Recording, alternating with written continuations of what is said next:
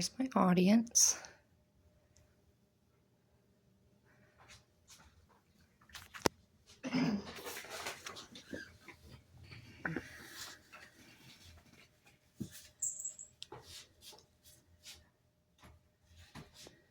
Okay, my specific purpose statement is to inform my audience about the political project 2025 and the connection it has to women's rights in the U.S.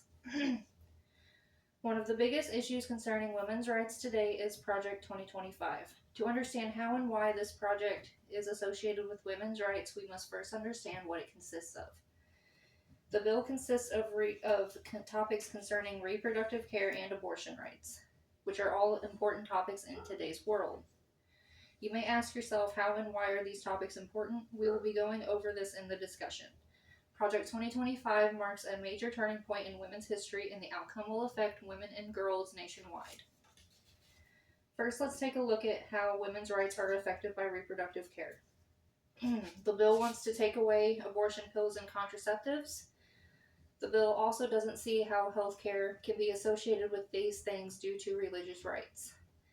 The article, 3 Major Ways Project 2025 Could Impact Your Reproductive Health by Katie Camillo, published October of 24, states that 63% of abortions have help with abortion medications.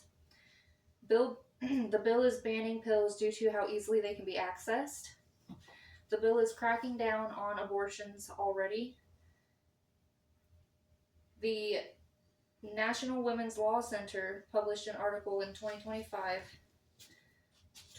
Project 2025, What It Means for Women, Families, and Gender Justice. And it says that Project 2025 would seek to increase federal surveillance of pregnant people nationwide by mandating state reporting on abortion data, which is currently voluntary,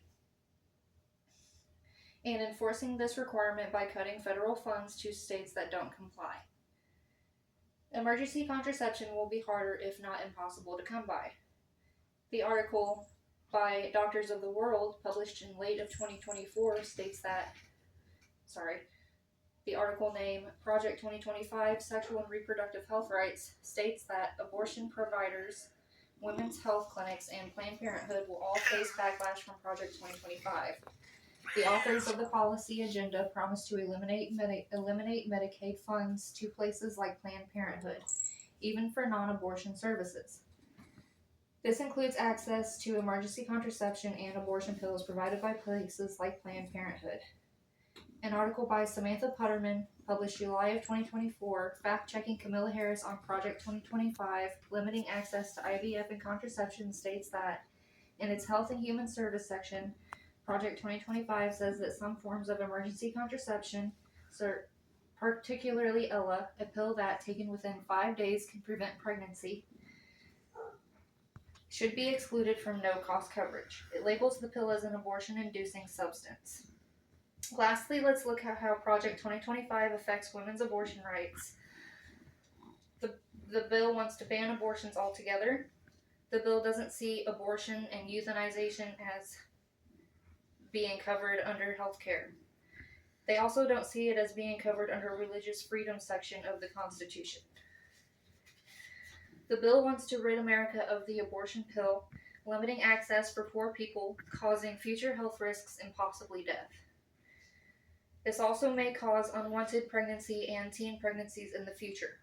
In the past, abortion has been frowned upon, and now it's a more common, but Project 2025 wants to stop it altogether. At-home terminations are also a possible outcome of this bill. Project 2025 will have a major impact on women. In the end, Project 2025 has a lot of things surrounding women's rights that need to be thought about. The issues of reproductive care and abortion rights affects women's rights in a number of ways. If the bill is passed, it will mark a historical event for women and girls. Project 2025 marks a major turning point in women's history, and the outcome will affect women and girls nationwide.